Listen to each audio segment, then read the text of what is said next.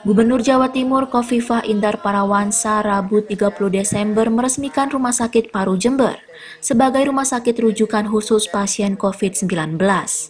Tingginya lonjakan kasus COVID-19 di Jember menjadi salah satu pertimbangan pemerintah Provinsi Jawa Timur untuk mengembangkan rumah sakit paru menjadi rumah sakit rujukan COVID-19, guna mempercepat penanganan dan menekan laju kasus baru.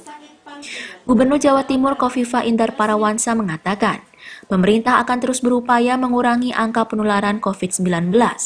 Namun upaya ini harus sejalan dengan kedisiplinan masyarakat dalam menjalankan pesan Ibu, yaitu menerapkan protokol kesehatan 3M.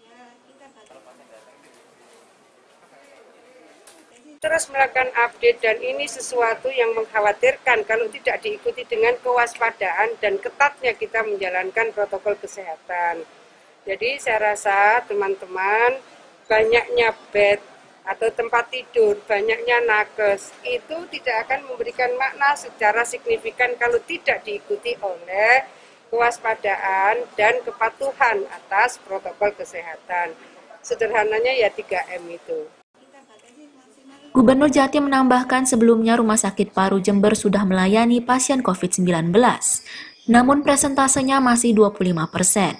Dengan peresmian ini, layanan Rumah Sakit Paru Jember akan semakin ditingkatkan untuk pasien COVID-19 dengan menambah fasilitas perawatan khusus COVID-19.